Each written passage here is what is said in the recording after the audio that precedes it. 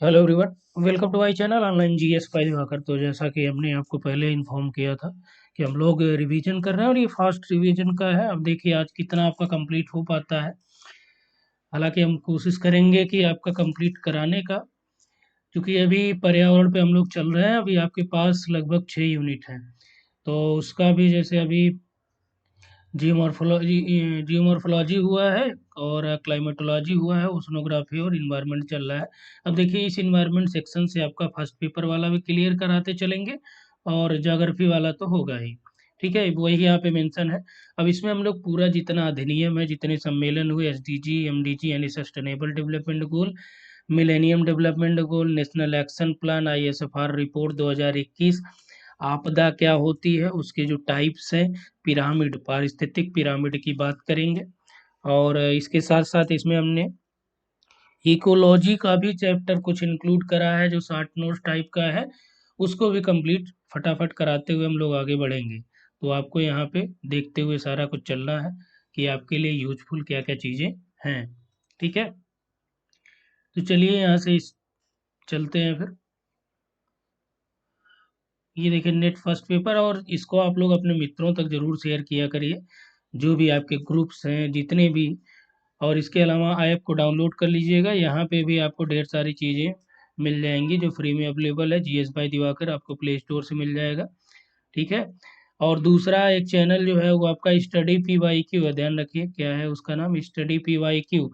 यहाँ पे आप चले जाइएगा, यहाँ पे फ्री प्रैक्टिस सेट है, उसको पूरा कंप्लीट कर लीजिएगा।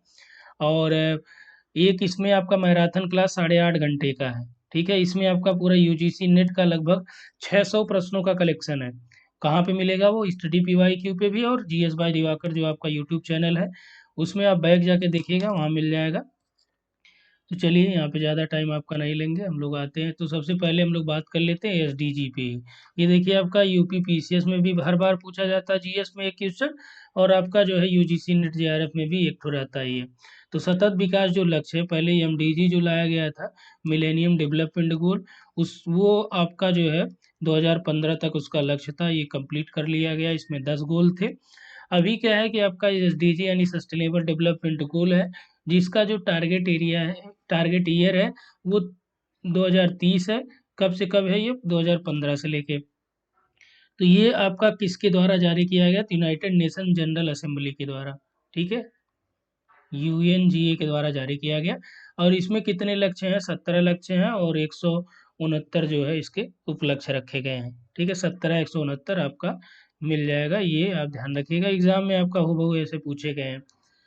अब गोल नंबर 1 में क्या रखा गया कि गरीबी मुक्त देश, 2 में आपका भूखमरी मुक्त है, 3 में आपका अच्छा स्वास्थ्य और जीवन है, 4 में अच्छी शिक्षा है, 5 में लैंगिक समानता है, 6 में स्वच्छ जल स्वच्छता है, 7 में सस्ती ऊर्जा है, 8 में सभी कार्य आर्थिक विकास है, 9 में उद्योग और बुनियादी ढांचे हैं, 10 में आपका असमानता को कम करना है, 11 में सतत शहर और समुदाय है, 12 में जिम्मेदार खपत और समुदाय है, 13 में जलवायु पर कार्यवाही है, 14 में आपका ये आपका एक्शन ऑन क्लाइमेट है, 14 में लाइफ बिलो वाटर यानी समुद्र पारितंत्र का संरक्षण से संबंधित है, लाइफ ऑन लैंड यानी कि स्थलीय पारितंत्र का संरक्षण से, शांति न्याय और मजबूती 16, और 17 जो आपका क्या है, लक्ष्य प्राप्त करने के लिए साझेदारी।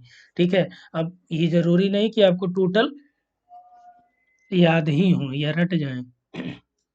ठीक ना, तो उसके लिए आपको क्या करना है, आपको थोड़ा थोड़ा ये रिवाइज करके पढ़ते हुए रहना है। अब देखिए धाड़ी विकास की अवधारणा के बारे में यहाँ पे हम लोग देख लेते हैं। सस्टेनेबल जो डेवलपमेंट है इसके बारे में, कि वर्तमान आवश्यकताओं के साथ क्या है, भविष्य की आवश्यकताओं को भी ध्यान में रखना चाहिए। यही आपका संपोषणीय या धाड़ी विकास है। कह रहा है कि जो प्राकृतिक साधनों के उपयोग के संदर्भ में अंतर पीढ़ीगत जो संबंधित संवेदनशीलता है, वही इसका विषय है।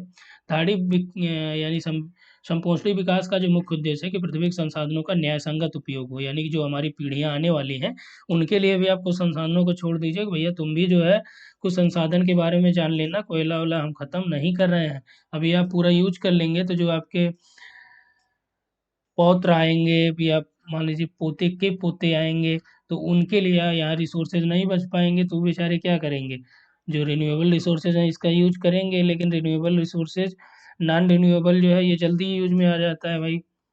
ठीक है, तो इस शब्द की जो व्याख्या हुई थी संपोषणी विकास की, ये 1987 में world commission on environment and development WCED, इसका फुल फॉर्म भी पूछा गया है। ठीक है, इसका जो रिपोर्ट था आवर कॉमन फ्यूचर, ये भी आपसे पूछा गया। आवर कॉमन फ्यूचर किससे संबंधित है? संपोषणी विकास से। World commission on environment and development, इसके द्वारा ये रिपोर्ट सबमिट करी गई थी।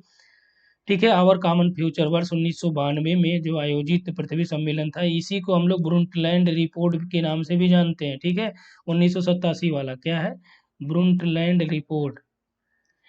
और इसी समय क्या हुआ कि इसके बाद जो है 1992 वाला पृथ्वी सम्मेलन हुआ, जिसमें जो है रियो घोषणा पत्र भी कहा जाता है। इसी में एजेंडा 21 की भी घोषणा हुई, इसका पूर्ण समर्थन भी हुआ। 2002 में जो है जोहान्सबर्ग में आयोजित सम्मेलन का मुख्य मुद्दा क्या था? सतत विकास था। जोहान्सबर्ग में 2002 में जो हुआ, उसका जो मेन थीम थी क्या थी? सस्टेनेबल डेवलपमेंट थी। अब देखिए, जो WCED है, इसके द्वारा 1987 में आवर कॉमन फ्यूचर, जिसे हम लोग देखिए क्या कहा गया? ब्रंटलैंड रिपोर्ट कहा गया। ये ध्यान रखिएगा, ये पूछा गया है। और सतत विकास से अभिप्राय ऐसे विकास है जो भावी पीढ़ियों की जरूरतें पूरा करने की आवश्यकताओं पर ध्यान दे, यानी कि प्रभावित करे बिना जो है वर्तमान आवश्यकताओं को पूर्ण करना, तभी जो है वर्तमान समाज क्या होगा? सुरक्षित रह पाएगा। अब देखिए, विश्व के जंतु प्रदेशों को विभाजित करने का प्रथम सफल प्रयास किसने के द्वारा किया गया? ये AR वैलेस है, ये पूछा गया प्रश्न है। उसी की व्याख्या हमने ऐड कर दी है। 1876 में इन्होंने करा है, और विश्व को इन्होंने 6 प्रमुख जंतु प्रदेशों में विभाजित किया है, जिसमें आपका पैलियो आर्कटिक रीजन, ये मैच कराने के लिए UGC नेट में दिया था, ये ध्यान रखिएगा। पैलियो आर्कटिक रीजन है, यूरोप और मध्य उत्तरी एशिया का है। नियो आर्कटिक है, तो निया आर्कटिक में आपका नॉर्थ अमेरिका और ग्रीनलैंड हो गया। ओरिएंटल रीजन में इसमें आपका जो है दक्षिण और दक्षिण पूर्वी एशिया हो गया। इथियोपियन रीजन में सहारा वाला हो गया। ऑस्ट्रेलिया में आपका न्यूगिनिया सोलोमन, ये पूर्वी एशिया हो गया। और नियो ट्रॉपिकल में, यानी नवानवर्ती नियो ट्रॉपिकल में दक्षिण अमेरिका को शामिल किया गया। ठीक है, तो ध्यान रखिएगा, दक्षिण अमेरिका नियो ट्रॉपिकल में हो गया, और उत्तरी अमेरिका कहाँ पे हो गया? नियो आर्कटिक में। तो जो निया आर्कटिक और नियो ट्रॉपिकल, ठीक है, नियो जहाँ पे जुड़ा है, ये दोनों आपका अमेरिका से रिलेट करेंगे। ओरिएंटल जो है, ये दक्षिण या दक्षिण पूर्व एशिया, ये याद रखिएगा, ये मैच कराने के लिए दिया है। ठीक ना? चलिए, कुछ घटनाएं वर्ष संबंधित है। द लिमिट टू ग्रोथ जो रिपोर्ट है, इसका प्रकाशन कब हुआ? 1972 में। रियो पृथ्वी शिखर सम्मेलन जो है 1992 का है, जिसे हम लोग पृथ्वी प्रथम का खिताब भी देते हैं। ब्रुटलैंड रिपोर्ट का जो प्रकाशन हुआ 87 में, जो आवर कॉमन फ्यूचर के नाम से प्रकाशित हुई। मोन्ट्रियल प्रोटोकॉल ये 1989 का है। और स्टॉकहोम सम्मेलन जो है 1972 का, यही स्टॉकहोम सम्मेलन में ही द लिमिट टू ग्रोथ नामक रिपोर्ट का प्रकाशन हुआ। इसकी 20वीं वर्षगांठ के बाद, ध्यान रखिएगा, स्टॉकहोम से 20 साल के बाद पृथ्वी शिखर सम्मेलन हुआ। ठीक, इसमें समझौता हुआ था एजेंडा 21 पे। 3 प्रमुख समझौते संपोषणी विकास पे भी था। ठीक है, इसकी समीक्षा 5 वर्ष के बाद करी गई। जो पृथ्वी शिखर सम्मेलन था, इसकी समीक्षा कब करी गई? 5 वर्ष के बाद करी गई, जिसको हम लोग पृथ्वी 2 के नाम से जानते हैं, जो पृथ्वी +5 के नाम से भी जाना जाता है। 1997 का ये सम्मेलन हुआ। ठीक ना? अब एजेंडा 21 में किन चीज़ों पे जोर दिया गया था, ये पूछा गया है। एजेंडा 21 में जोर दिया गया विकासशील देशों में गरीबी निवारण और जनसंख्या नियंत्रण के लिए। ये देखिए, पूरा जो लेक्चर है, आप बिहार वाला PGT देने जा रहे हैं, उसके लिए भी इम्पोर्टेंट है। EMRS का जो PGT देने जा रहे हैं, उसके लिए इम्पोर्टेंट है। तो एजेंडा 21 की बात करें, विकासशील देशों में गरीबी निवारण, जनसंख्या नियंत्रण, सबको खाद्य और स्वच्छ जल की सामाजिक सुरक्षा, पूंजी स्थानांतरण, और जैविक विविधता का सर्वेक्षण और संकटग्रस्त जीवों पर संरक्षण, ये जो है इसका टारगेट रहा है। ठीक है, अर्थ समिट 92 का, इस दौरान क्या हुआ कि वैश्विक पर्यावरण सुविधा जो ग्लोबल इन्वायरमेंट फैसिलिटी की स्थापना की गई, किसकी करी गई? GEF की करी गई, ग्लोबल इन्वायरमेंट फैसिलिटी। और जैव विविधता अभिसमय, यानी कि कन्वेंशन ऑफ बायोडाइवर्सिटी। ठीक है, और जलवायु परिवर्तन पर संयुक्त राष्ट्र ढांचा अभिसमय, UNFCCC, United Nations framework convention on climate change, इसका फुल फॉर्म होता है, ये याद रखिएगा। मरुस्थलीकरण के विरुद्ध जो संयुक्त राष्ट्र अभिसमय, united nation convention on climate convention on desertification. ठीक है, मरुस्थलीकरण पे करा गया है। ये D से क्या हो गया? डेजर्टिफिकेशन हो गया। तो ये आप ध्यान रखिएगा, क्योंकि एग्जाम के पॉइंट ऑफ व्यू से ये सारे इंपॉर्टेंट है। चलिए नेक्स्ट आते हैं। अब देखिए पारितंत्र के बारे में कहा गया कि पारितंत्र क्या होता है। ये आपका जो है जीवमंडल में सुनिश्चित क्षेत्र अवधारणा को प्रकर्षित करता है। ये एक कार्यशील क्षेत्रीय इकाई है। ठीक है, कैसा है ये? ओपन सिस्टम होता है। तीन मूल घटक होते हैं पारितंत्र के। एक आपका एनर्जी वाला कंपोनेंट होता है, और बायोम या जियोम होता है, और आपका अजैविक होता है, यानी कि बायोटिक कंपोनेंट, अबायोटिक और एनर्जी, ये तीन हो गए।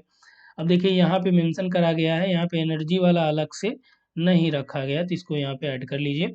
पारितंत्र क्या होता है? ओपन सिस्टम होता है। एग्जाम में पूछा गया, यही आपका कोड बना के देगा। पारितंत्र जो है प्राकृतिक संसाधन होते हैं, इसकी अपनी उत्पादकता भी होती है। किसी भी पारितंत्र का समय इकाई के संदर्भ में परीक्षण किया जा सकता है। 1935 में एजी टांसले द्वारा सर्वप्रथम जो है इकोसिस्टम वर्ड दिया गया। ठीक है, इकोसिस्टम, एजी टांसले।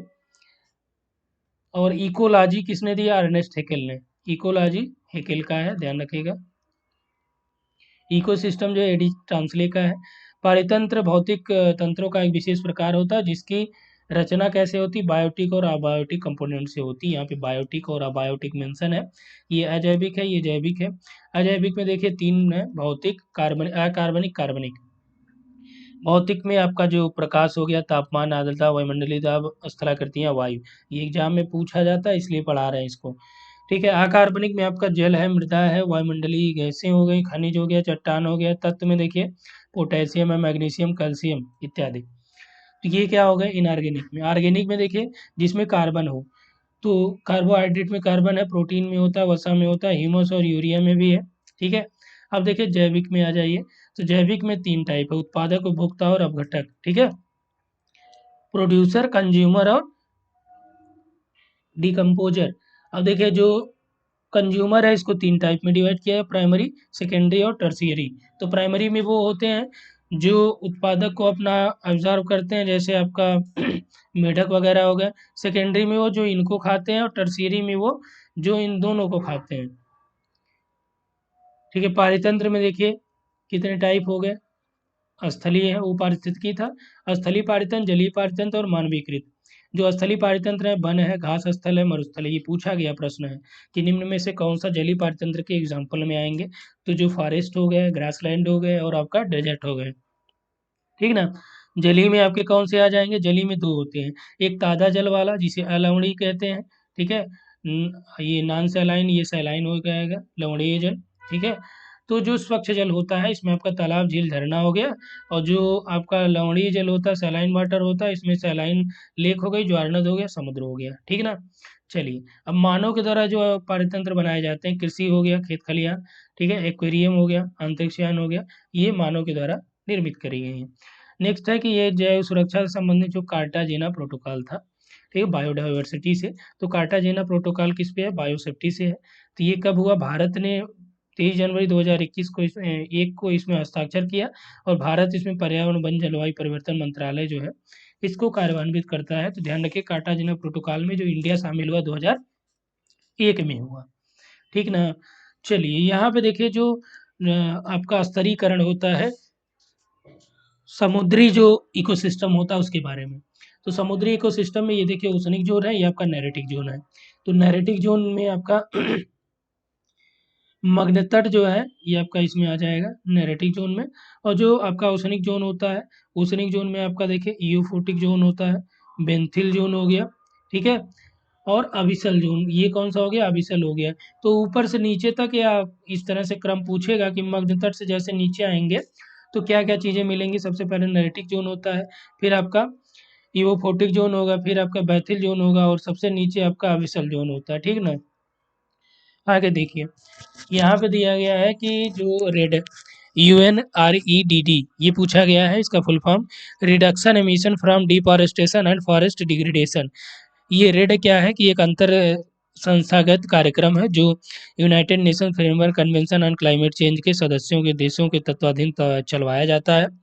और जो आपका UN रेड प्लस प्रोग्राम है, इसमें इस अभिकल्पना को सुनिश्चित करना है कि जैव विविधता का संरक्षण हो रहा है कि नहीं हो रहा है। ठीक है, साथ ही साथ जो वन्य पारिस्थितिकी हैं, इसको भी ये क्या करता है? प्रोत्साहित करता है। कहाँ पे? विकासशील देशों में, किस वजह से? आर्थिक प्रोत्साहन देता है, गरीबी कम करने की भूमिका में भी रहता है ये। रेड जो प्रोग्राम है, ग्रीन हाउस गैस उत्सर्जन कम करने के लिए वित्त प्रवाह संभव है इसके द्वारा, गरीब देशों की मदद भी करता है और जैव संरक्षण सुरक्षा को भी प्रोत्साहित करता है। ठीक है ना? चलिए आगे देखते हैं कुछ इकोसिस्टम में। और किसी पारितंत्र के संचालन हेतु ऊर्जा की आवश्यकता होती है, आप भी जानते हैं। जो जीवों में क्या होती है, ऊर्जा खाद्य पदार्थों के माध्यम से पहुंचती है। जो लिंडमैन का रूल है, लिंडमैन का रूल आपने पढ़ा होगा कि 90% और 10%, जो 10% है यही आपका क्या होता है, दूसरे स्टेजेज में जा पाता है, पहले में ही ऑब्जर्व करा जाता है 90 का।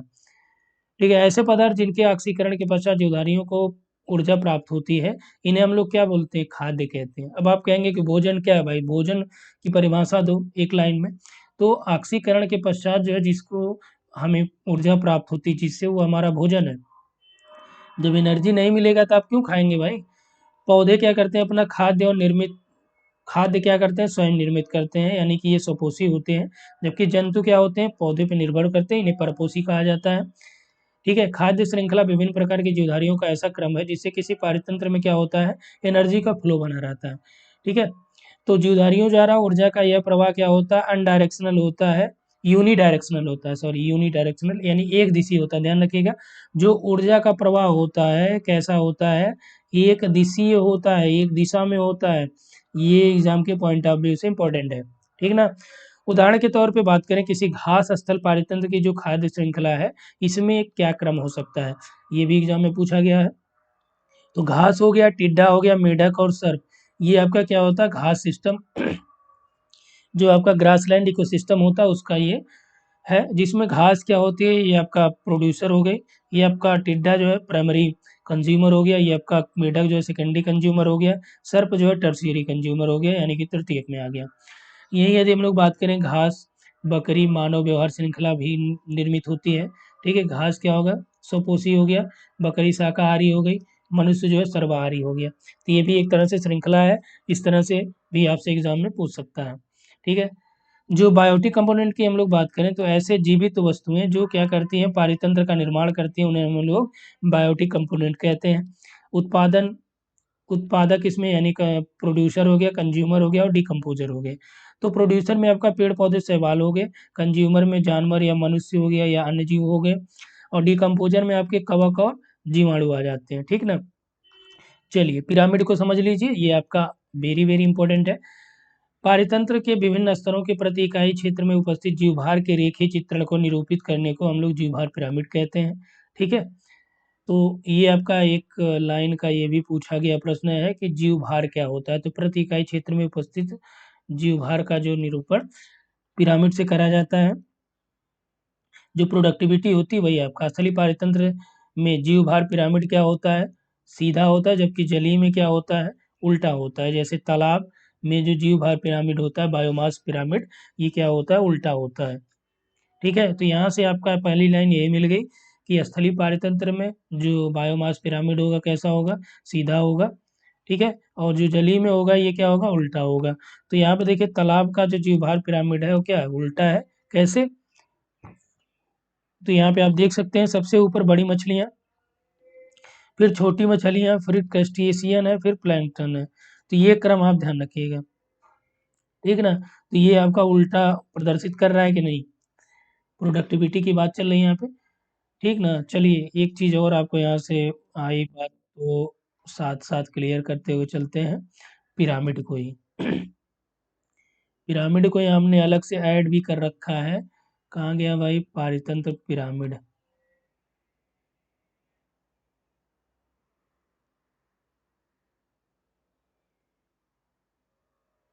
और यहाँ पे कुछ और चीज़ें भी आपको कराई गई हैं, ऐड करी गई हैं, जिसमें हम लोग जो अधिनियम वाला है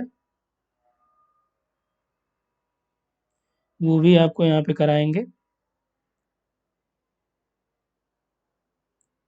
कहाँ गया? देखिए यहाँ पे वो चीज़ें ऐड नहीं हो पाई हैं जो ऐड करना था आप लोगों के लिए, वो हमने आपको उसमें प्रोवाइड कराया था।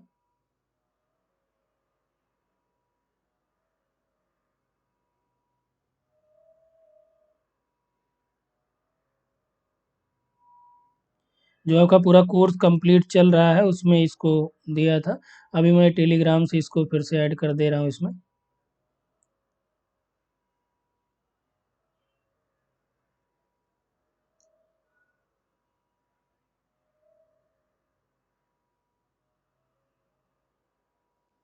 चलिए ये ऐड हो गया है। तो सबसे पहले यहाँ पे टेलीग्राम चेक कर लेते हैं। चलिए इसमें देखिए, जो पारतंत्र में क्या होता है, खाद्य पदार्थों में इन्हें प्रथम पोषण स्तर के अंतर्गत रखा गया है। वही सारा कुछ यहाँ पे भी मेंशन कर रखा है ये, ठीक ना।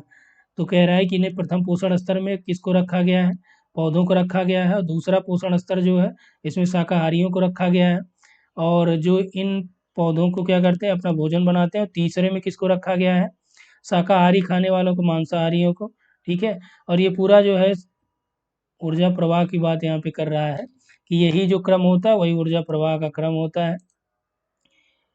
तो यहाँ पे देखिए आपका जो है पारतंत्र का पिरामिड, ये क्या हो गया, उत्पादक हो गए, ये प्रथम उपभोक्ता हो गए, ये द्वितीयक में आ गए, ये आपका तृतीयक में आ गए, ठीक ना। और इसमें क्या होता है, केवल 10% ही ऊर्जा का स्थानांतरण होता है, जिसे लिंडमैन का रूल कहते हैं। ये आपका क्या हो गया, डीकम्पोजर सबको खाएगा, ठीक है। नंबर पिरामिड क्या होता है, संख्या पिरामिड। इसमें प्राथमिक उत्पादकों और विभिन्न स्तरों के उपभोक्ताओं संख्या की बात करी जाती है, ठीक है। संख्या पिरामिड क्या होता है, सीधा और उल्टा दोनों प्रकार का होता है।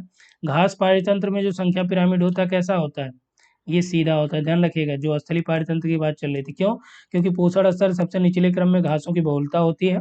उन पर निर्भर जो शाकाहारी हैं, इन शाकाहारियों पर निर्भर मांसाहारी की संख्या क्रमशः कम होती चली जाती है। इस तरह प्रत्येक अगले पोषण स्तर में जीवों की जो संख्या होती क्या होती है, कम होती है। तो वही यहाँ पे कह रहा है, ये वाला पिरामिड जो है क्या हो गया, सीधा हो गया। घास वाले ज़्यादा होंगे, शाकाहारी वाले उससे कम होंगे, और मांसाहारी वाले शाकाहारी से कम होंगे। और ये जनरली आप देखते भी हैं, ठीक है। जो मांसाहारी खाने वाले लोग हैं शाकाहारी से कम है। उल्टा होने का मुख्यतः कारण यही है। इसके विपरीत जो वृक्ष बाहुल्य पारितंत्र होता है, यहाँ पे जो अपरत पारितंत्र तंत्र में क्या होता है, संख्या पिरामिड उल्टा हो जाता है। तो जो वृक्ष पारितंत्र, ये भी ध्यान रखिएगा, जो ट्री इकोसिस्टम है यहाँ पे जो संख्या पिरामिड होगा उल्टा होगा। घास में जो संख्या पिरामिड है वो क्या होगा, सीधा होगा, क्योंकि उत्पादक स्तर में वृक्षों की संख्या कम होने के बावजूद अपने आवास और भोजन के लिए उन पर निर्भर पशु पक्षियों की संख्या अधिक होती है। इस तरह खाद्य श्रृंखला में हजारों अपघटक जो है इस पे डिपेंडेंट होते हैं। तो सीधा संख्या पिरामिड जो है ये क्या करता है, पोषण स्तरों के साथ जीवों की संख्या में अत्यधिक कमी होती जाती है। ये आपका सीधा है।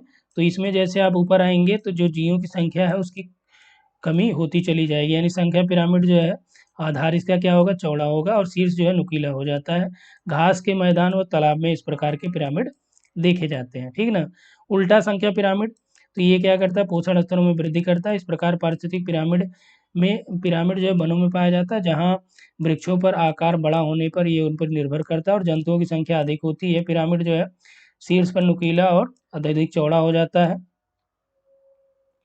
आधार इसका नुकीला होता है, इस तरह से उल्टा हो गया ना, तो आधार नुकीला हो जाएगा, शीर्ष जो है ये चौड़ा हो जाएगा, ठीक ना। संख्या पिरामिड को हम उदाहरण के रूप में चारागाह और तालाब में, ये आप पढ़ लीजिएगा, पूरा पीडीएफ हमने प्रोवाइड कराया है। तो यहाँ पे बस टारगेट ये है कि आपको ये बताना है कि जो संख्या पिरामिड है वो कहाँ कहाँ पे आपका उल्टा होता है। अभी बायोमास पिरामिड है, ये कहाँ पे होता है, तो पारितंत्र में जो खाद्य श्रृंखला है या खाद्य जाल है, इसके सभी पोषण स्तर पे भंडारित जीवों का,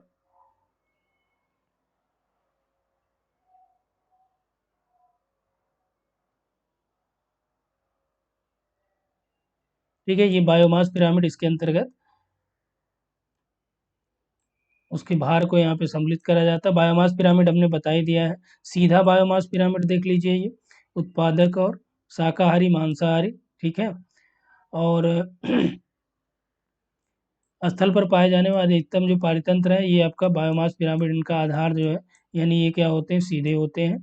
उल्टा जो होता है वो जलीय पारितंत्र वाला होता है, ठीक है। स्थलीय वाला सीधा होता है, जलीय वाला क्या होता है, उल्टा होता है। तो यहाँ पे देखिए तालाब पारितंत्र का जो जैव मात्रा जैव भार वाला क्या होगा, उल्टा होगा। चारागाह वाला क्या होगा, यहाँ पे सीधा होता है, ठीक है ना। इसी को आपको देखते हुए आगे बढ़ना है। ऊर्जा पिरामिड को देख लीजिए, तीन टाइप के पिरामिड होते हैं।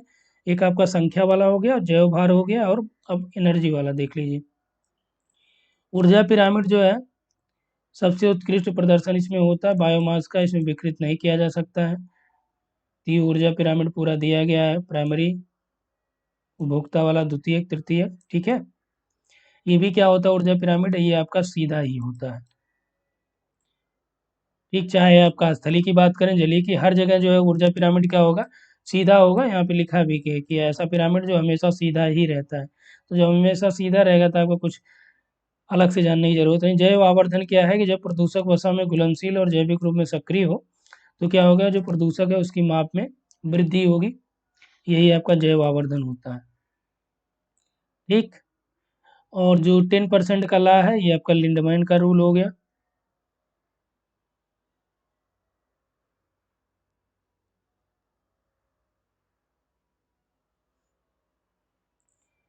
तो 1942 में लिंडमैन ने जो है इस नियम को दिया है। इस नियम के अनुसार जब हम एक पोषण स्तर से दूसरे में जब पढ़ते हैं तो ऊर्जा की मात्रा क्या होती है, धीरे धीरे कम होती है। ये 10% का ही इसमें ट्रांसफर होता है, जो आप यहाँ से देख सकते हैं, ठीक है। यहाँ तक आपको क्लियर हो गया, तो आ जाते हैं अपने पावर पॉइंट प्रेजेंटेशन पे, ठीक ना।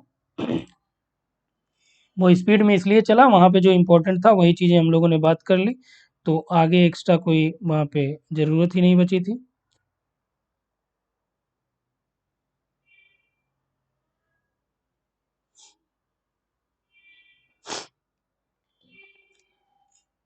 यहाँ पे देखिए जो दिया गया है कि पोषण स्तर के बारे में, पारितंत्र इकोसिस्टम को आहार श्रृंखला में सामान्यतः 3 से 4 पोषण स्तरों में डिवाइड करते हैं।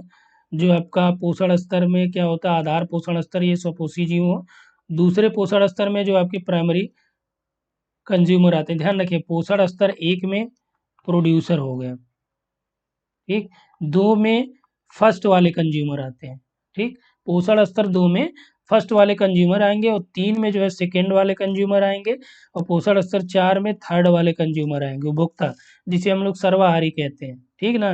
तो पोषण 4 में कंज्यूमर 3, पोषण 3 में कंज्यूमर 2, ठीक है। जी डीकम्पोजर जो ये सभी पोषण स्तरों से आहार क्या करते हैं, ग्रहण करते हैं। इनसे भी लेंगे, इनसे भी, हर जगह इनको मिल जाएगा। तो प्राइमरी जो है ये आपके पारितंत्र हो गए, जो प्राथमिक उत्पादकता है। फाइटोप्लैंक्टन क्या है, ये प्राइमरी प्रोड्यूसर है। तो इसमें गहरे जल में जलीय स्रोतों संबंधित है। जड़ युक्त जो पौधे छिछले पानी से हैं, घास जो जंगली शाख है ग्रासलैंड से रिलेट करते हैं, और फसली पौधे जो है ये क्रॉपलैंड से रिलेट करते हैं। तो एक तरह से ये दिया गया है, ये इसमें पूछ सकता है कि कौन सा प्राइमरी है। फाइटोप्लैंक्टन कई बार पूछा है, तो ये प्राइमरी प्रोड्यूसर है, ठीक है। पारतंत्र में ऊर्जा का पिरामिड क्या होता है, हमेशा सीधा होता है, कभी उल्टा नहीं हो सकता। क्योंकि जब ऊर्जा किसी पोषण स्तर से दूसरे में जाती है तो केवल जो है 10% जा पाती है, तो इसीलिए ये आपका ऐसे ही हमेशा सीधा बना रहता है, ठीक है। और समुद्र में जो जैवभार पिरामिड है ये क्या होते हैं, जल में उल्टे होते हैं, क्योंकि मछलियों की जैव मात्रा जो है सदैव प्लवकों जैव मात्रा से बहुत अधिक होती है, जो आपको पहले ही बताया गया कि सबसे ऊपर यहाँ पे आपका देखिए मेंशन करा गया ना 1000 वाला। बड़ी मछलियाँ, छोटी मछलियाँ 1000 kg, इनकी जो क्या है ये जैव भार मात्रा है। अब क्रस्टेशियन या प्लैंकटन क्या होते हैं, इनसे छोटे हो जाते हैं, इनकी मात्रा छोटी हो जाती है अपेक्षाकृत इनसे, ठीक है, जैव भार की, ठीक ना। आगे देखिए बायोटिक सक्सेशन की बात कर रहा है कि न्यूडेशन है, फिर इसके बाद माइग्रेशन होगा, फिर आपका ईसेज है यानी अवस्थापना, फिर रिएक्शन है, फिर स्टेबलाइजेशन है। तो ये क्रम है किसका, बायोटिक सक्सेशन का, अनुक्रमण का, ठीक ना। ये डायरेक्ट पूछेगा। अब देखिए जैव आवर्धन में क्या है कि इसके साथ जो है यह है कि प्रदूषकों का हर श्रृंखला के साथ जो है जो कंसंट्रेशन होता है बढ़ता जाता है, और ये क्या होते हैं, जो हमारे ऊतक है उसमें जमा हो जाते हैं। इस घटना को हम लोग क्या बोलते हैं, बायोमैग्निफिकेशन कहते हैं। ये डायरेक्ट पूछा गया है। जैसे डीडीटी का हम लोग छिड़काव करते हैं, तो ये क्या है, ये आपका नॉन बायोडिग्रेडेबल है, डिग्रेडेबल है, यानी जैव अनिर्मलीय है, और इनका कई बार अवशोषण होने के बाद क्या होगा, जो बायोमैग्निफिकेशन यानी उत्सर्जन बाहर लगभग असंभव हो जाता है, और ये उनमें जमा हो जाते हैं, जिसको हम लोग जैव आवर्धन कहते हैं। जैव द्रव्यमान के उत्पादन की दृष्टि से जो उष्णकटिबंधीय वर्षावन है ये क्या है, पहले नंबर पे है, ठीक है, ध्यान रखिएगा। सबसे ज़्यादा जो बायोमास आएगा वो कहाँ पे आएगा, उष्णकटिबंधीय वर्षावन जो आपका इक्वेटोरियल बेल्ट पे है। यहाँ पे लगभग 2200 ग्राम जो है इनका ये मात्रा होती है। तो बायोम में अलग अलग जो मात्रा है कहाँ पे है, सबसे ज़्यादा ये प्रश्न पूछे गए कई बार कि सर्वाधिक जो बायोमास कलेक्ट करता है वो आपका 1200 ग्राम, पतझड़ वन में होता है। उष्णकटिबंधीय वर्षा वन कितना होता है? 2200 लेता है। टैगा में 800 ग्राम मिलेगा। प्रेहरी में 600 मिलेगा। ठीक है। गहरे सागर में वार्षिक स्तर पर नगण्य जैव द्रव्यमान या जैव भार पाया जाता है। ठीक, तो जैव भार जो अलग अलग वनों का है ये ध्यान रखिएगा। टुमारोज बायोडायवर्सिटी जो पुस्तक है ये वंदना शिवा द्वारा लिखी गई है और ये जो है पर्यावरण से संबंधित एक लेखिका रही हैं।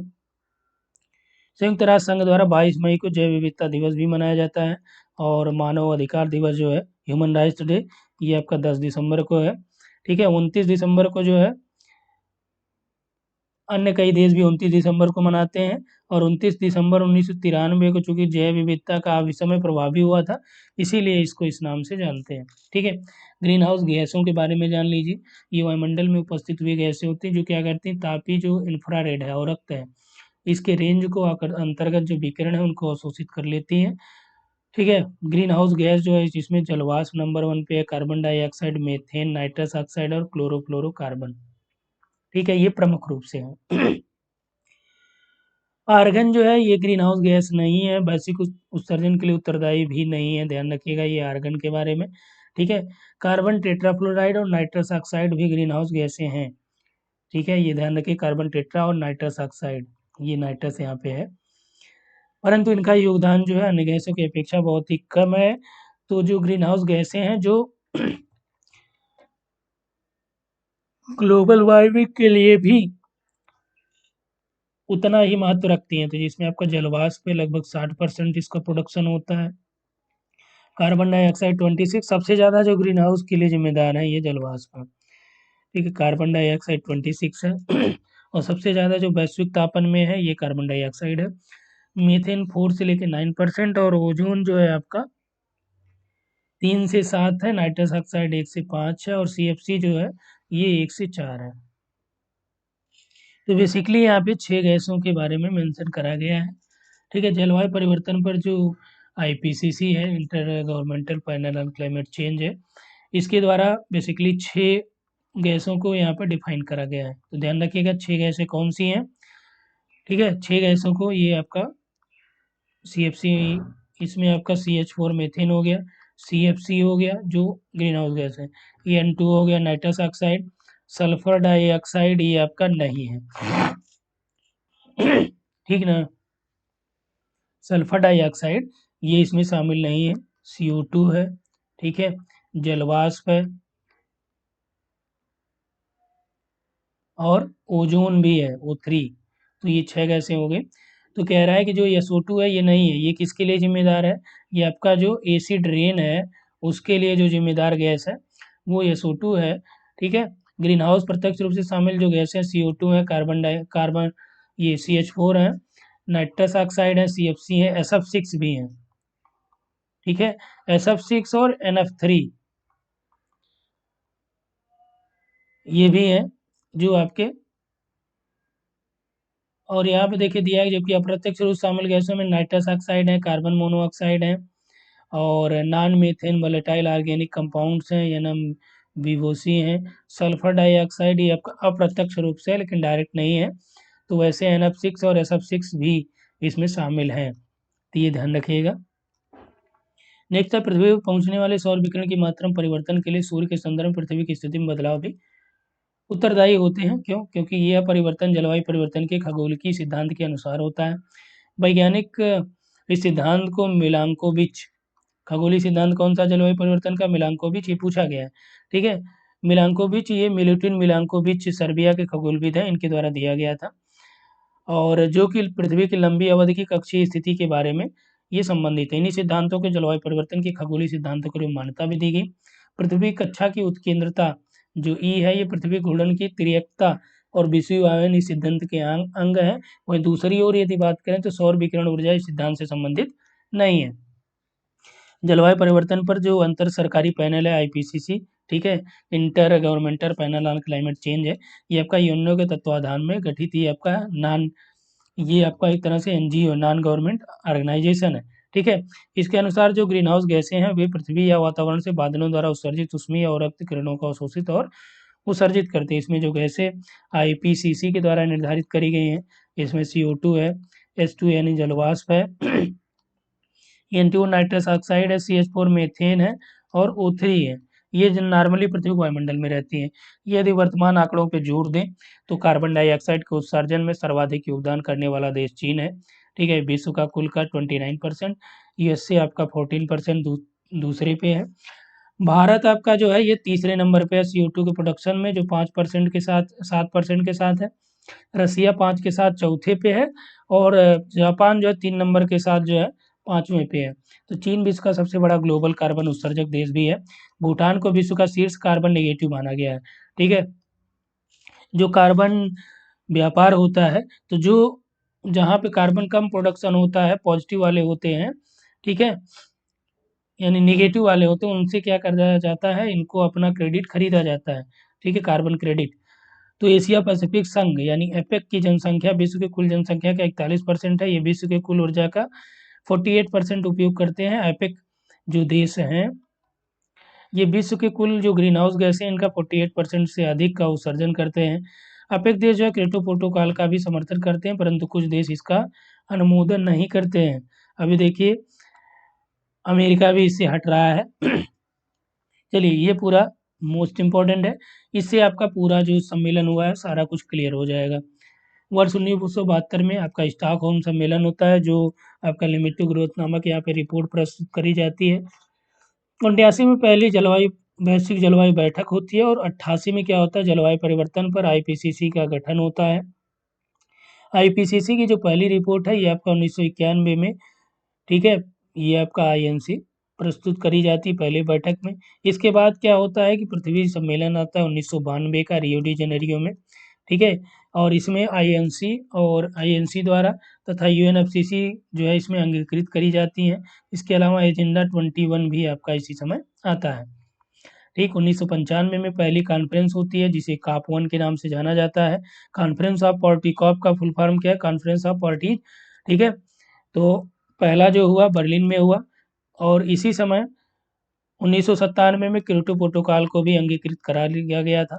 ठीक है, इसकी पहली प्रतिबद्धता थी कि सीमा 2008 तक, सीमा वर्ष यानी 2008 से लेकर 2012 तक जो है क्योटो प्रोटोकॉल में ये था कि उत्सर्जन जो है कम करना है। और 2001 में क्या हुआ, मराकेश समझौता हुआ। ठीक है, ये भी आपका किससे रिलेट करता है, क्योटो प्रोटोकॉल को जो है क्रियान्वित करने के लिए ये विस्तृत नियमों का प्रावधान भी दिया गया। 2005 में क्योटो प्रोटोकॉल क्या हुआ, प्रभाव में आया। ठीक, 2008 से लेकर 12 तक प्रतिबद्धता पहली जताएगी, फिर मराकेश सम्मेलन होता है 2001 में। ठीक है, क्योटो प्रोटोकॉल प्रभाव में आता है 2005 में। ठीक है, MOP1 की पहली बैठक यहाँ पे होती है और 2007 में बाली रोड मैप, तो बाली सम्मेलन 2007 का है, बाली एक्शन प्लान के नाम से जाना जाता है। 2009 में फिर कोपेनहेगन समझौता होता है और इसमें ये कहा गया कि 2020 तक जो $100 बिलियन जो है एकत्रित करने का लक्ष्य रखा गया पर्यावरण से संबंधित। ठीक, इसके बाद ये वाला आ जाता है 2010 का, 2009 तक आगे। 2010 में कानकून सम्मेलन होता है। ठीक है, ये आपका ग्रीन क्लाइमेट फंड बनाने की सहमति यहाँ पे दी जाती है। इसके बाद आपका 2011 में डरबन प्लेटफॉर्म आता है, डरबन समझौता, जिसमें कहा गया कि 2020 में नई वैश्विक जलवायु व्यवस्था बनाने की नीति पर जोर दिया गया। 2012 में आता है दोहा वार्ता, जो क्योटो प्रोटोकॉल का द्वितीय चरण रहा है। पहला चरण 2008 से लेकर 12 तक रहा है। दूसरा जो है दोहा वार्ता जो है क्योटो प्रोटोकॉल का सेकंड फेज है, 13 से लेकर 20 तक रहा है। इसमें भी ग्रीन हाउस उत्सर्जन को वर्ष 1930 के स्तर पर की तुलना में 18% जो है ये घटाने का लक्ष्य इसमें रखा गया। ठीक है, और 2013 में फिर आता है वार्सा सम्मेलन। तो वार्सा सम्मेलन के साथ यहाँ पे UN रेड प्लस की संस्तुति भी होती है। 13 में के बाद जो है 2014 में लीमा वार्ता होता है, जिसमें पेरिस बैठक के लिए पृष्ठभूमि तैयार करी जाती है और 2015 में पेरिस समझौता हो जाता है आपका। ठीक है, पेरिस समझौता में बात करी जाती है जो औद्योगिकरण के पूर्व के स्तर को वैश्विक तापमान का 2 डिग्री सेंटीग्रेड से अधिक वृद्धि नहीं होने देना है। इसके बाद 2016 में मराकेश सम्मेलन फिर होता है जो 2001 में हुआ था। उसके बाद आपका यहाँ पे वान सम्मेलन होता है 2017 में, फिर क्योटो 20 सम्मेलन होता है जो आपका जलवायु परिवर्तन से 2018 का, और मैड्रिड जो होता है स्पेन का 2019 का, और COP26 जो है ये आपका ग्लासगो में होता है 2021 का। जो लेटेस्ट डाटा है उसको हमने ऐड कर रखा है, तो वो भी आपको यहाँ पे मिल जाएगा। ठीक, क्योटो प्रोटोकॉल क्या है? ये आपका एक तरह से अंतर्राष्ट्रीय समझौता जो यूएनएफसीसी से संबंधित है। इसमें ग्रीन हाउस गैसों के निकास को कम करने से संबंधित है, न कि केवल ग्रीन हाउस गैस से। ठीक है। जापान के क्योटो शहर में ये 11 दिसंबर 1997 को आयोजित करा गया। ये आपका यूएनएफसीसी का तीसरा सम्मेलन रहा है। ये इसकी स्वीकृति कब हुई थी? 1992 वाला जो पृथ्वी सम्मेलन हुआ था। क्योटो प्रोटोकॉल को स्वीकार करा गया कब? 97 में। यह प्रोटोकॉल जो है 16 जनवरी 2005 को लागू हुआ, तो ये भी ध्यान रखिएगा। लागू कब हुआ था? 2005 में। क्योटो प्रोटोकॉल जो है ग्रीन हाउस गैस उत्सर्जन को वर्ष 1990 के स्तर के लाने के लिए एक बाध्यकारी समझौता भी रहा है। क्योटो प्रोटोकॉल समझौते के अनुसार क्या हुआ कि अधिक ग्रीन हाउस गैसों का उत्सर्जन करने वाले जो देश हैं, ठीक है, इनके लिए उत्सर्जन में 2008 से लेकर 2012 तक 5.2% की कटौती का प्रावधान भी करा गया है।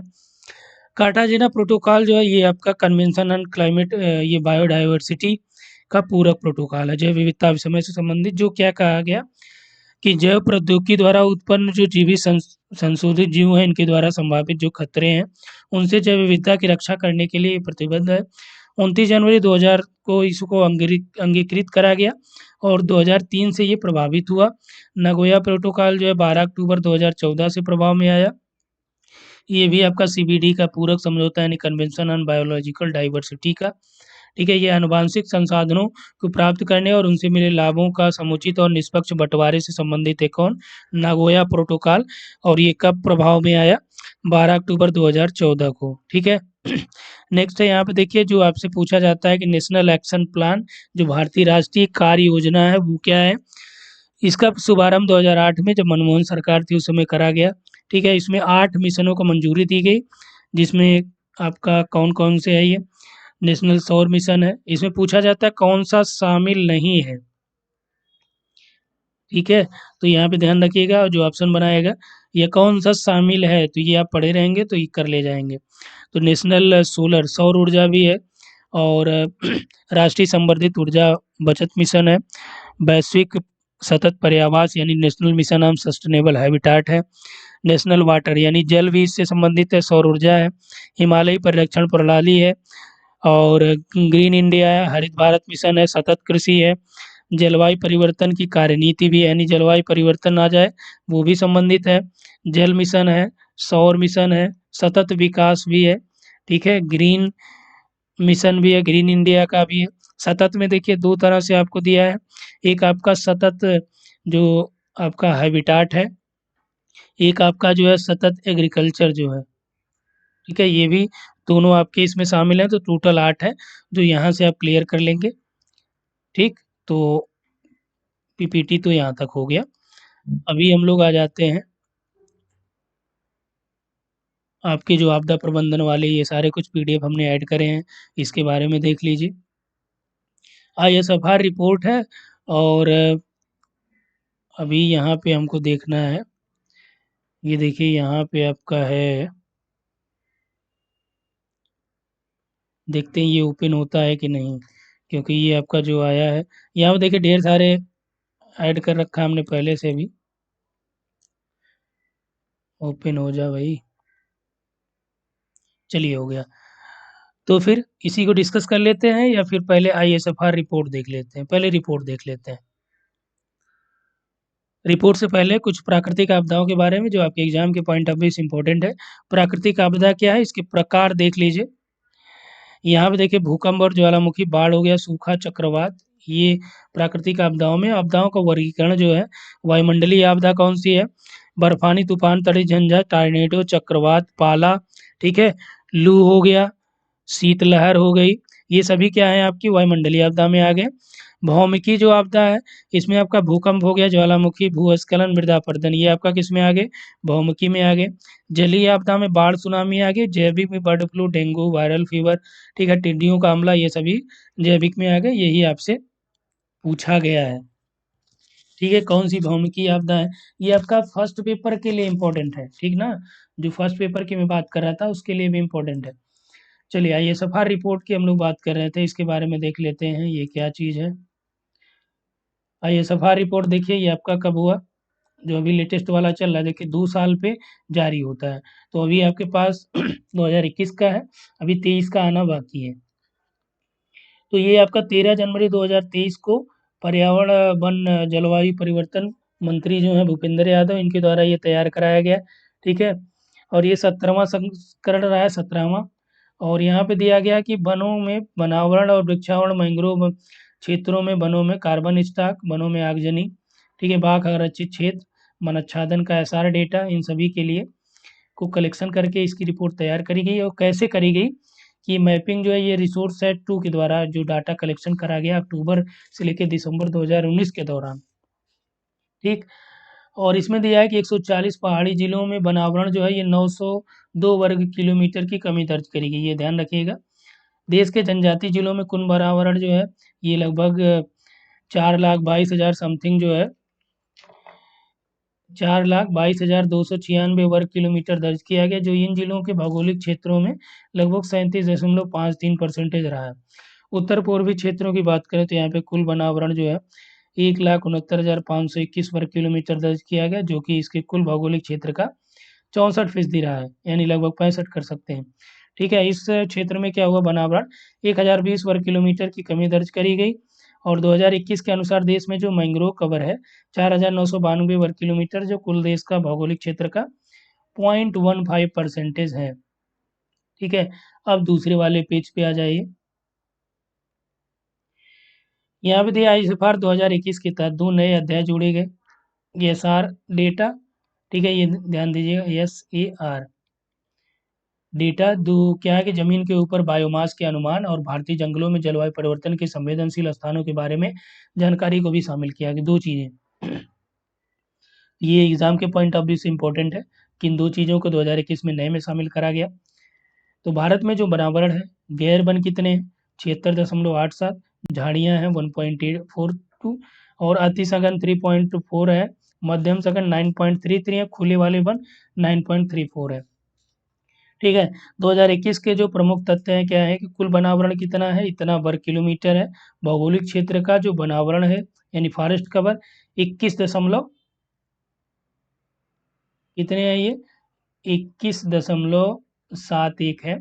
देश के कुल वृक्षावरण में वृक्षावरण कितना हो गया, 2.91 हो गया। ठीक है, यानी ट्री कवर, तो फॉरेस्ट कवर और ट्री कवर दोनों ऐड कर देंगे तो टोटल जो वनावरण और वृक्षावरण है ये 24.62 आ जाएगा। ठीक ना। और 2019 में क्या था कि 2019 में जो वृद्धि करी गई इस रिपोर्ट में 0.22 की जो वृद्धि हुई आपका फॉरेस्ट कवर में हुई, और 0.76 की जो वृद्धि हुई है आपका किसमें हुई, ट्री कवर में हुई। ठीक ना, और दोनों मिला के जो आपका जो है वनावरण वृक्षावरण मिला के जो दर्ज किया गया, ये 0.28% की वृद्धि दर्ज करी गई।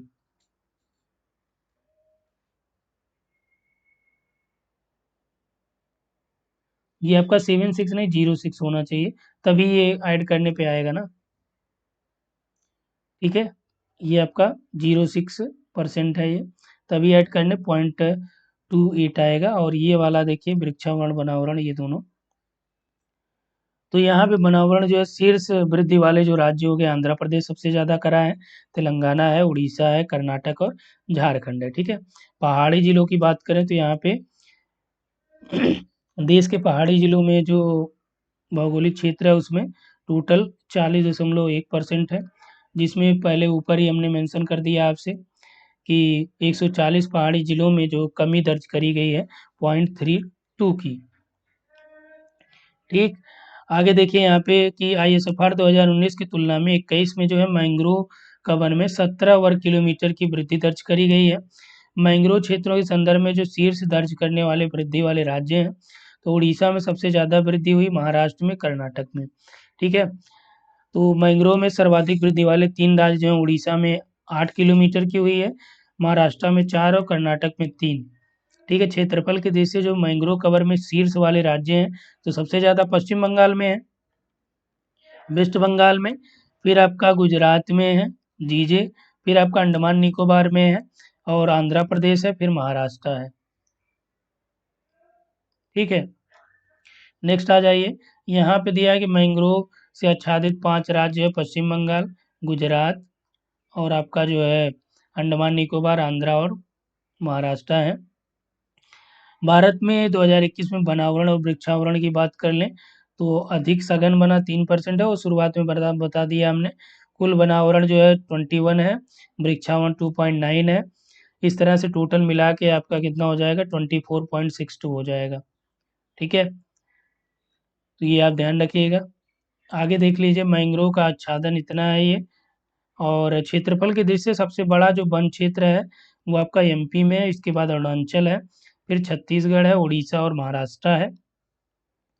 और यही देख लीजिए, वृक्षावरण के संदर्भ सर्वाधिक जो 5 राज्य हैं वृक्षावरण वाले में, महाराष्ट्र, राजस्थान, मध्य प्रदेश, कर्नाटक और उत्तर प्रदेश है। कुल भौगोलिक क्षेत्र में प्रतिशत में सर्वाधिक वृक्षावरण कहाँ पे है, तो सर्वाधिक वृक्षावरण जो है चंडीगढ़ में है, फिर दिल्ली में है, फिर आपका केरल में है, फिर गोवा में है। ठीक है, ट्री कवर एरिया सबसे ज़्यादा राज्यों में देखेंगे तो केरल में है। जो आपका फॉरेस्ट कवर है, सर्वाधिक 5 राज्य फॉरेस्ट कवर में आंध्रा है, तमिल तेलंगाना, उड़ीसा और कर्नाटक और झारखंड है। ठीक है, सर्वाधिक वनावरण वाले जो राज्य हैं 5 कौन से हैं, एमपी, अरुणाचल, छत्तीसगढ़, उड़ीसा और महाराष्ट्र। ये कितने वर्ग किलोमीटर में है, सबसे ज़्यादा वृद्धि कौन करा है, ये करा है वनावरण में। ठीक। इंडिया के शीर्ष वनावरण में पूर्वोत्तर वाले में मिजोरम सबसे ज़्यादा फॉरेस्ट है, और अरुणाचल में है, मेघालय में, मणिपुर में, नागालैंड परसेंटेज मेंशन करा गया है। सर्वाधिक वनावरण वाले जो परसेंटेज में मिजोरम है नंबर 1 पे, अरुणाचल 2 पे है, मेघालय 3 पे है, मणिपुर 4 पे और नागालैंड 5 पे है। तो यहाँ पे देखिए जो दिया गया है कि 2021 के अनुसार 17 राज्य और संशासित प्रदेश ऐसे हैं जहाँ पे 33% से अधिक भौगोलिक क्षेत्र पे वन है।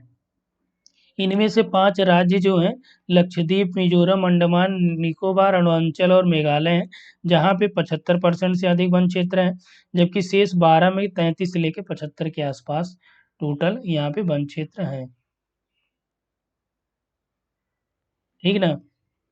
यूपी में देख लीजिए, ये मेंशन करा गया है, और यूपी में शीर्ष वन क्षेत्र वाले जिलों में क्रम से सोनभद्र है, खीरी है, मिर्जापुर, पीलीभीत, चित्रकूट है।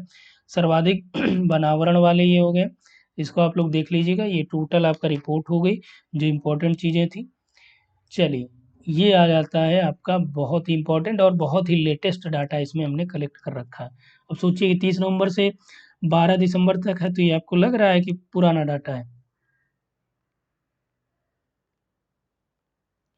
जलवायु परिवर्तन पर जो यूनाइटेड नेशन से framework convention on climate change UNFCCC की बैठक हुई 30 नवंबर से 12 दिसंबर 2023 तक आयोजित कहाँ पे हुई, दुबई, संयुक्त अरब अमीरात में, यानी यूनाइटेड अरब अमीरात, यूएई।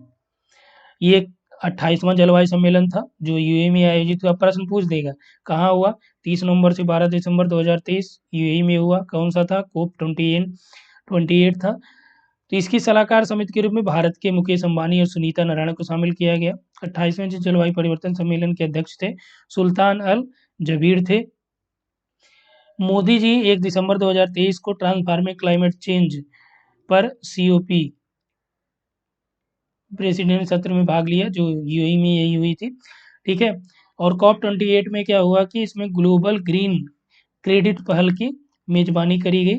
किसके द्वारा, यूएई के द्वारा, 1 दिसंबर 2023 को। और यहाँ पे देखिए संयुक्त राष्ट्र के जैव विविधता पार्टियों का सम्मेलन जो कॉप 15 है, दूसरी बैठक कहाँ आयोजित करी गई, मॉन्ट्रियल कनाडा में, जो पेरिस वाला समझौता हुआ। ठीक ना, कब कहाँ पे, तो ये आपका कनाडा में 7 से लेके 19 दिसंबर 2022 तक। ठीक है, संयुक्त राष्ट्र से संबंधित जो जैव विविधता है उससे, ये ध्यान रखिएगा किससे संबंधित है ये, जैव विविधता की। ये आपका जैव विविधता की 15वीं पहली बैठक कहाँ पे आयोजित हुई, तो दूसरी वाली मॉन्ट्रियल कनाडा में 2022 में, और जो पहली हुई कुनमिंग चीन में 2021 में। और जो जैव विविधता वाली पार्टियां हैं, इनका सम्मेलन की जो पहली बैठक आयोजित करी गई थी नसाओ बहामास में 94 में करी गई थी। ठीक, चलिए यहाँ पे कुछ चीज़ें हैं जो आपके लिए इंपॉर्टेंट है। सीबीडी का फुल फॉर्म देख लीजिए, convention on biological diversity, UNFCCC United nation framework convention on climate change, UNCCD United nation convention on combined desertification. ठीक है, और यूएनएफसीसी जो है ये क्या है, ये अंतर्राष्ट्रीय अभिसमय है जिसका उद्देश्य क्या है, वायुमंडल में ग्रीन हाउस गैसों के उत्सर्जन को नियंत्रित करना। ध्यान रखिएगा, यूएनएफसीसी क्या करता है, ग्रीन हाउस गैसों को नियंत्रित करने की बात करता है। जो क्योटो प्रोटोकॉल है वो भी आपका इसी से रिलेट करता है। यह जो अभिसमय है जून 1992 में, वही पृथ्वी सम्मेलन में ही आया था। ठीक है। 21 मार्च 1994 को ये लागू किया गया और 95 से लगातार वार्षिक बैठकों का आयोजन कर रहा है। 97 में जो तीसरी बैठक हुई थी क्योटो प्रोटोकॉल, वो इसी का एक भाग था। ठीक है। और जिसमें ग्रीन हाउस गैसों को नियंत्रित करने का लक्ष्य रखा गया। क्योटो प्रोटोकॉल के तहत जो है 40 औद्योगिक देशों की अलग अलग सूची तैयार करी गई, एनेक्स 1 में रखा गया। और कॉन्फ्रेंस ऑफ पार्टी के नाम से यूएनएफसीसी की वार्षिक बैठक को जाना जाता है। ठीक है। जो कॉप होती है, कॉन्फ्रेंस ऑफ पार्टीज होती है, ये यूएनएफसीसी सम्मेलन का सर्वोच्च निकाय होता है। तो इसके बारे में जानने की विशेष जरूरत नहीं है, क्योंकि एग्जाम के पॉइंट ऑफ व्यू से हम लोग चलेंगे। 6 से लेकर 18 नवंबर 2022 के मध्य जो है संयुक्त राष्ट्र का 27वां जलवायु परिवर्तन सम्मेलन यानी COP27 हुआ। कहाँ पे हुआ, ये शर्म अल शेख जो है मिस्र में हुआ। ठीक है। भारत का प्रतिनिधित्व भूपेंद्र यादव ने करा था। मिस्र में शर्म अल शेख में 2022 वाले में हुआ। और इसमें एमएसी का शुभारंभ करा गया, यानी मैंग्रोव अलायंस ऑन क्लाइमेट का शुभारंभ आपका 27 वाले में करा गया। ठीक है। इन आवर लाइफ टाइम अभियान की शुरुआत करी गई। Mangrove alliance for climate change launch करा गया पिछले साल नवंबर 2022 में। लाइफ की अवधारणा प्रधानमंत्री नरेंद्र मोदी द्वारा ग्लासगो में जो 26 था उसमें करा गया 2021 वाला। 28 का आयोजन कहाँ पे हुआ, अमीरात में हुआ। 27 का मिस्र शर्म अल शेख में। 26 का ग्लासगो में। 26 का आयोजन ग्लासगो में। 25 का जो है स्पेन की राजधानी मैड्रिड में। और 21 का जो है ये पेरिस फ्रांस में, जो पेरिस समझौता करा गया 2015 वाला, वो आपका इसमें। ठीक है। कॉप के आयोजन को रद्द करना पड़ा, 2020 वाला रद्द करना पड़ा। भारत ने कहा, और किस वर्ष कॉप का आयोजन किया गया, भारत में कहाँ, कहा नहीं कहाँ है। ठीक है। नई दिल्ली में 2002 में करा गया था। और मात्र एक बार जो है कॉप आयोजित करा गया, ये COP 8 था। और अलग अलग सम्मेलन यहाँ पे मेंशन करे गए हैं। COP 21 पेरिस वाला हो गया, 22 मोरक्को में, 23 जर्मनी में, 24 पोलैंड में, 25 स्पेन में, 26 ग्लासगो में, 27 शर्म अल शेख मिस्र में, 28 2023 वाला यूएई में। ठीक है। वर्तमान में अप्रैल 2023 तक का जो आयोजन होगा उसका भी यहाँ पे मेंशन किया गया है। COP 1 जो हुआ था बर्लिन में हुआ था 1995 में। 2 जो आपका जिनेवा में हुआ था। 3 आपका जो क्योटो प्रोटोकॉल के नाम से जाना गया, यूएनएफसीसी का है 97 वाला। ठीक है। हरित गृह यानी ग्रीन हाउस गैसों को कमी करने की बात करी गई थी। जो इम्पोर्टेंट है उसको यहाँ पे करते हुए चलेंगे। 4 जो है ब्यूनोस में। 5 जो है बान वाला हो गया। ठीक है। और 6 जो है ये आपका नीदरलैंड हेग में हुआ था। 7 जो है मराकेश सम्मेलन मोरक्को वाला है। और COP 8 जो है ये दिल्ली में हुआ, इंडिया से संबंधित एकमात्र ये था। और ठीक है, 9 जो हुआ मिलान इटली में हुआ। और यहाँ पे आपका एडाप्टेशन फंड की शुरुआत करी गई। जो 10 था ये ब्यूनोस आयर्स में हुआ। और 11 जो है मॉन्ट्रियल कनाडा में, ये भी इंपॉर्टेंट है, ध्यान रखिएगा। मॉन्ट्रियल कनाडा यूएनएफसीसी का 11वां सम्मेलन था। और क्योटो प्रोटोकॉल ये तीसरा था। मॉन्ट्रियल प्रोटोकॉल 2005 का है। क्योटो प्रोटोकॉल जो लागू हुआ था 2005 से प्रभावी हुआ। बना कब था, 1997 में बना था ग्रीन हाउस गैसों के लिए। मॉन्ट्रियल प्रोटोकॉल ये 2012 के बाद क्योटो प्रोटोकॉल की सीमा में वृद्धि, ग्रीन हाउस गैस के उत्सर्जन में कटौती की वार्ता करी गई। इस समय जो टारगेट रखा गया 2008 से लेकर 12 तक का था, जो मॉन्ट्रियल आया इसमें करा गया 2012 के बाद का। ठीक है। ये आपका नैरोबी केन्या 12 वाला हो गया। जलवायु परिवर्तन की पहली अवधारणा प्रस्तुत करी गई, जलवायु परिवर्तन। 13 में बाली इंडोनेशिया वाला हुआ। ठीक है। पोजनान का 14 में हुआ, पोलैंड का 15 में कोपेनहेगन का हुआ। और 16 में कानकुन हुआ जिसमें ग्रीन क्लाइमेट फंड का प्रारूप दिया गया। 17 में डरबन का हुआ। 18 में दोहा हुआ। 19 में बारसा हुआ। 20 में लीमा हुआ। 21 में पेरिस हुआ। 22 में मराकेश हुआ। ठीक है। 23 वाला बान जर्मनी का हुआ। 24 में जो है केटावाइस का हुआ। और यहाँ पे आप पढ़ते हुए चल सकते हैं। मैड्रिड का देखिए 25 में हुआ। रूल बुक इसी में जारी करी गई।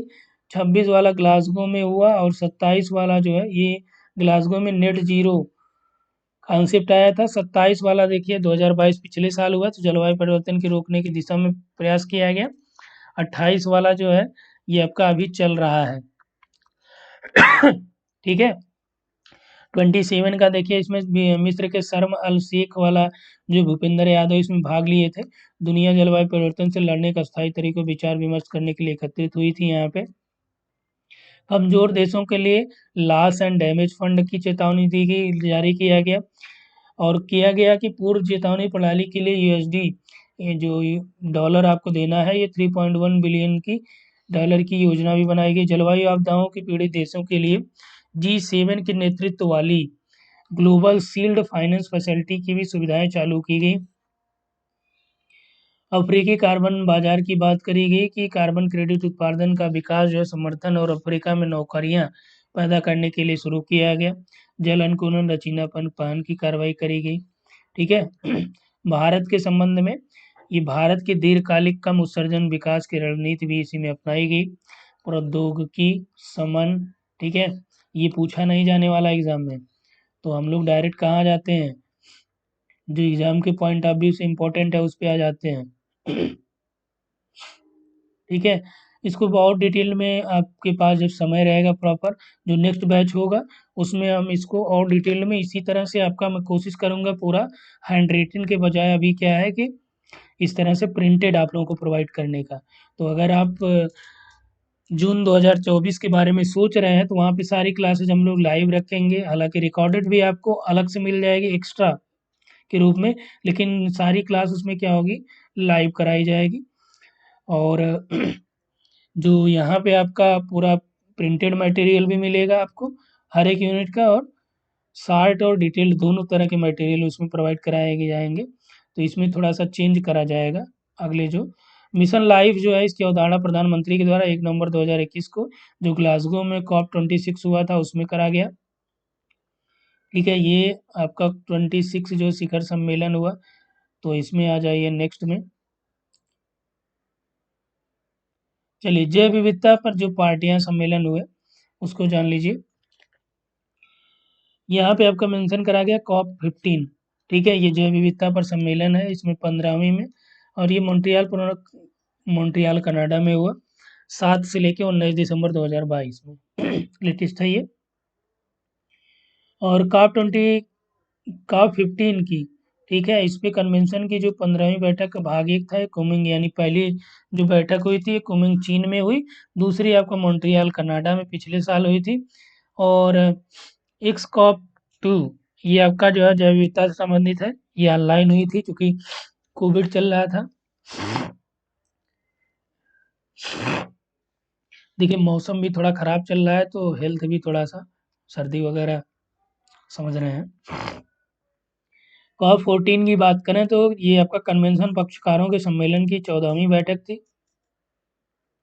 ये आपके लिए इम्पोर्टेंट है नहीं, ये भी नहीं है। COP9, 8, 7, ठीक है, ये एग्जाम में पूछा जा सकता है लेकिन ये उतना महत्वपूर्ण नहीं, इसलिए हम इसको स्क्रॉल करते हुए आगे चलना है। अब देखिए यहाँ पे आपका इम्पोर्टेंट है, ठीक ना, ये आपका इम्पोर्टेंट है और इसको आपको रट जाना है पूरा। रामसर सम्मेलन वेटलैंड से हुआ और ये 2 फरवरी को वेटलैंड डे मनाया जाता है 1971 में। रामसर कहाँ पे है, ये ईरान का एक प्लेस है। ठीक है, ये ध्यान रखिएगा क्योंकि रामसर है तो समझ में आता है इंडिया का, इसीलिए ये हर बार पूछता है। मिनीमाटा सम्मेलन जो है ये पारे के प्रदूषण को कमी करने के लिए 2013 में, किगाली समझौता हाइड्रोफ्लोरोकार्बन की कमी के लिए 16 में, कार्टाजेना प्रोटोकॉल जैव सुरक्षा के लिए 2000 में, नागोया प्रोटोकॉल आनुवांशिक साधनों और जैव विविधता से संबंधित था। कब आयोजित करा गया नगोया, नगोया आपका हुआ 2010 में। ठीक है, रोटरडम कन्वेंशन केमिकल और कीटनाशक के लिए 98 में, स्टॉकहोम अंतर्राष्ट्रीय स्तर पर पर्यावरण का पहला सम्मेलन, पहला प्रयास 1972 का, इसी समय लिमिट टू ग्रोथ नामक बुक भी आई। ठीक है, इसमें जो ब्रुंटलैंड कमीशन भी गठित करा गया आवर कॉमन फ्यूचर के नाम से, क्योटो प्रोटोकॉल ग्रीन हाउस गैसों की कटौती के लिए 97 में आया, लागू हुआ 2005 में प्रभावी हुआ। मॉन्ट्रियल प्रोटोकॉल ओजोन परत क्षरण से संबंधित है, ठीक है, इस पे हस्ताक्षर किए गए 1987 वाला जो है, ठीक, मॉन्ट्रियल प्रोटोकॉल। और मॉन्ट्रियल एक कनाडा वाला इसके बाद जो आया था 2012 वाला, ठीक है, वो अलग है, वो भी मॉन्ट्रियल में करा गया था सम्मेलन। तो मॉन्ट्रियल प्रोटोकॉल की जब बात करें 87 वाले की बात करें तो आप क्या करिएगा, ओजोन परत क्षरण से है, क्योटो प्रोटोकॉल किससे है, ग्रीन हाउस गैसों से है। बान कन्वेंशन जंगली जानवरों की प्रवासी प्रजातियों से 1979 का है। बान चैलेंज जो है वनों की कटाई वाली भूमि को बहाल करने के लिए है 2011। वियना जो है ये ओजोन परत क्षरण से संबंधित है, ठीक है, वियना कन्वेंशन 1985 वाला जो है। नैरोबी डिक्लेरेशन, तो नैरोबी डिक्लेरेशन ये सतत विकास से है, 85 का है। बेसल सम्मेलन खतरनाक अपशिष्टों का 1989 का है। सेंडाई फ्रेमवर्क बहुत ज़्यादा पूछता है, आपदा जोखिम नियंत्रण के लिए 2015 का सेंडाई फ्रेमवर्क। साइट्स इसमें क्या है कि लुप्तप्राय पौधों और जानवरों की ये आपकी संधि हुई थी 75 में, जो आपका रेड डाटा बुक वगैरह इसी के अंतर्गत आएगा। जैव विविधता पे सम्मेलन जो है ये 1992 का है। जलवायु परिवर्तन पर संयुक्त राष्ट्र फ्रेमवर्क कन्वेंशन यूएनएफसीसी, ठीक है, ये आपका 1992 में गठन किया गया। इसका तीसरा जो है क्योटो प्रोटोकॉल है। 11वां जो है ये आपका मॉन्ट्रियल वाला जो था कनाडा में हुआ, वो भी आपका ग्रीन हाउस से है। लेकिन जो 1987 का मॉन्ट्रियल प्रोटोकॉल है ये आपका ओजोन परत क्षरण से है, ठीक है। अल्मा माटा या अल्मा आटा की घोषणा जो है लोगों स्वास्थ्य देखभाल 87 में करी गई, 78 में करी गई। तालानुआ जो संवाद है वैश्विक जलवायु परिवर्तन से है। हेग कन्वेंशन संस्कृति संपत्ति की रक्षा के लिए 54 में। रियो सम्मेलन जो है ये आपका पृथ्वी जैव विविधता की रक्षा के लिए 92 में हुआ। और नेक्स्ट आ जाइए यहाँ पे यूएनसीसीडी जो आपका मरुस्थलीकरण वाला रोकथाम के लिए 94 में करा गया, यूएनसीसीडी, ठीक है। रेड प्लस कार्यक्रम जो है ये 2008 में आया। विकासशील देशों में यानी वन के डिफॉरेस्टेशन से रिलेटेड ये था। रासायनिक हथियारों का कन्वेंशन जो है इसमें करा गया कि बहुपक्षीय संधियों के लिए 1997 का है। जैविक और विषाक्त हथियार जो BTWC, ठीक है, इसकी घोषणा 1975 में हुई। अर्थ आवर डे पहल, ये जलवायु परिवर्तन और ग्रह को बचाने की आवश्यकता के बारे में जागरूकता अभियान था 2007 वाला, ठीक है। अब देखिए भारत में जो आंदोलन करे गए, बिश्नोई आंदोलन 1700 के आसपास हुआ राजस्थान और खेजड़ी में, ठीक है। अमृता देवी इसकी प्रमुख रही हैं, इसीलिए अमृता देवी पुरस्कार भी दिया जाता है। चिपको आंदोलन 73 में हुआ उत्तराखंड में, और सुंदरलाल बहुगुणा चंडी प्रसाद भट्ट, इन्होंने क्या किया कि इसको बचाने के लिए पेड़ों के लिए जो यहाँ महिलाएं थी इनको प्रोत्साहित किया और ये क्या करें, पेड़ों से चिपक गई, ठीक है, कटाव से बचने के लिए ये चिपको आंदोलन आया।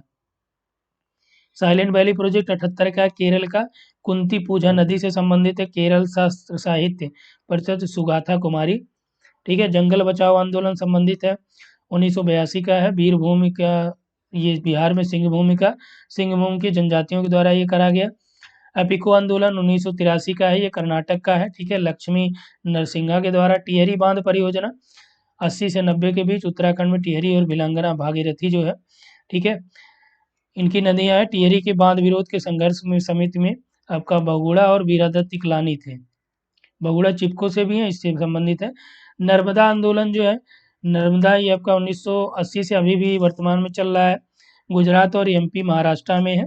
कारण ये है कि वहाँ पे जो बांध बना है इसकी ऊंचाई बढ़ाने के लिए, तो बढ़ाने की वजह से बहुत नुकसान होगा, इसीलिए ये बाबा आमटे संबंधी सुंदरलाल बहुगुणा, अरुंधति राय, मेधा पाटेकर, ये सभी इससे रिलेट करते हैं, ठीक है। अन्य महत्वपूर्ण आंदोलन चिपको जो है ये आपका देखिए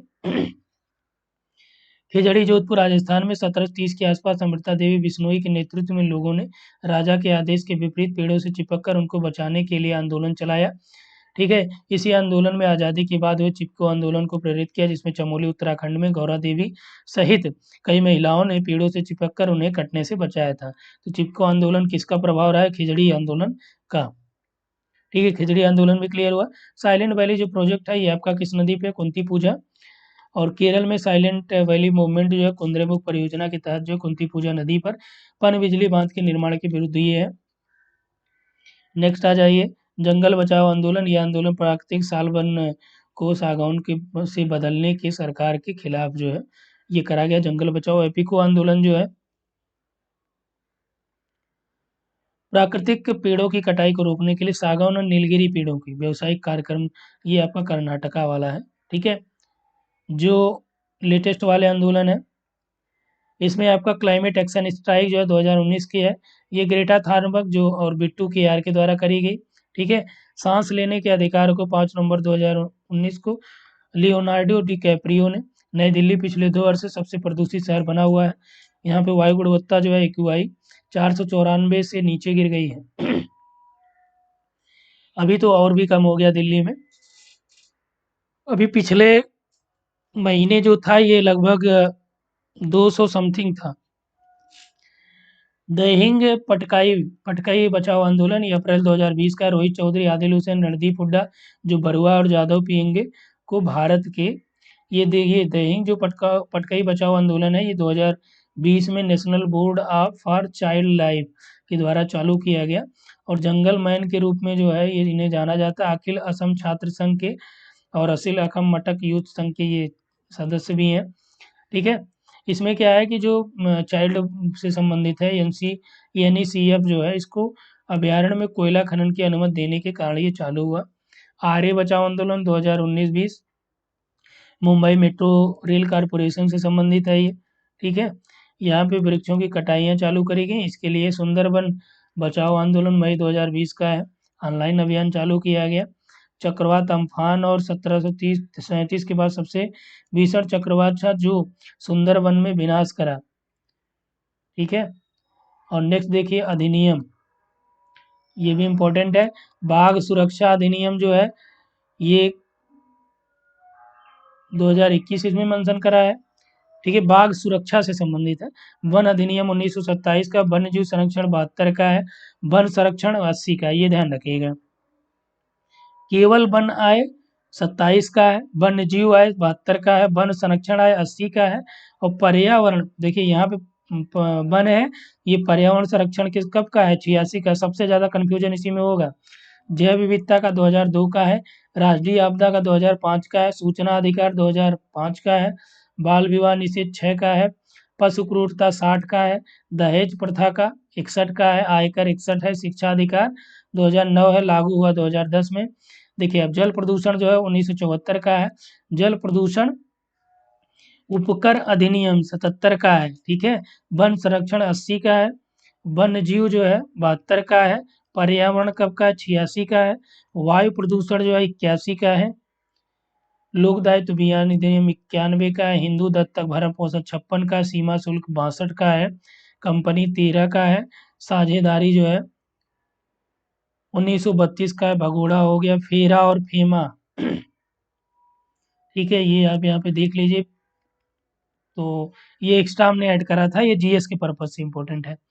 तो कितना हो गया टोटल आपका जो है इन्वायरमेंट सेक्शन कंप्लीट। फिर आते हैं यहाँ पे कुछ चीज़ें और ऐड कर दूं आपके लिए।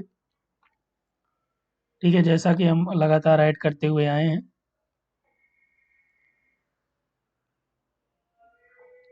ठीक, चलिए इसकी डिजाइन भी चेंज कर देते हैं, ब्लैक कर दें, वो आपका और स्पष्ट दिखेगा। ठीक है, तो यहाँ पे हम लोग बात कर रहे हैं कुछ इंपॉर्टेंट फैक्ट्स की। तो यदि यहाँ पे आपसे पूछा जाए मॉडर्न इकोलॉजी का फादर किसे बोला जाता है, तो आप क्या बताएंगे? हुचिंगसन को। ठीक, और यहाँ पे देखिए जो इकोसिस्टम था वो किसने दिया है, रिवाइज करा दे रहे हैं आपको। इकोसिस्टम किसने दिया? एजी टांसले ने दिया। और इकोलॉजी जो है अर्नेस्ट हेकेल का है, इकोलॉजी हेकेल का है।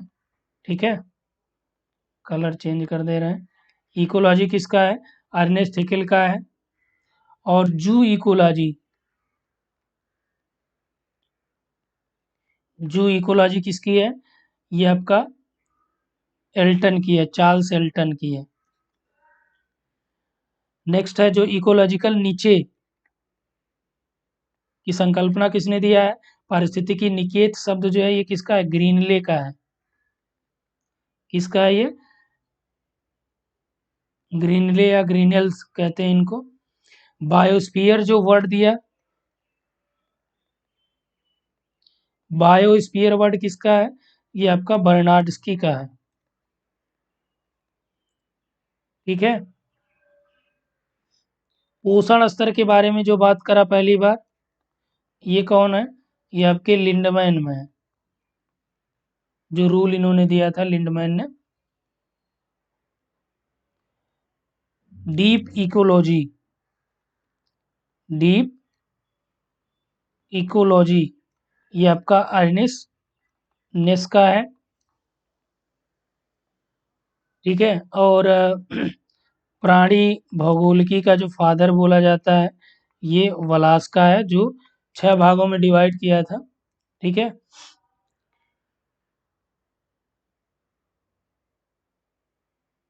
मैन एंड नेचर जो बुक है, ये आपका मैन और नेचर, ये जीपी मार्स की है। ठीक है। एक काम और करिएगा, हमने अलग से आप लोगों को चैनल पे जाइएगा, वहाँ सर्च कर लीजिएगा ज्योग्राफिकल थॉट के इम्पोर्टेंट फैक्ट्स और थ्योरीज, वहाँ पे हमने कराया, बैक जाके आप लोगों को वो देखना है। उसको देख लीजिएगा, उसमें पूरा हमने कंप्लीट कराया, क्योंकि अभी इतना टाइम है नहीं कि उतना डिटेल्ड में आपको करा पाएँ। तो यहाँ पे शार्ट रिवीजन आपका चल रहा है, तो उसको यहाँ पे कंप्लीट कर लेते हैं। ठीक है, तो ये इम्पोर्टेंट रहे हैं। इकोलॉजिकल सक्सेशन पे जो काम किए हैं, जो अनुक्रमण पे, ये आपके कोल महोदय हैं जिन्होंने काम किया है, इकोलॉजिकल सक्सेशन पे काम करे हैं।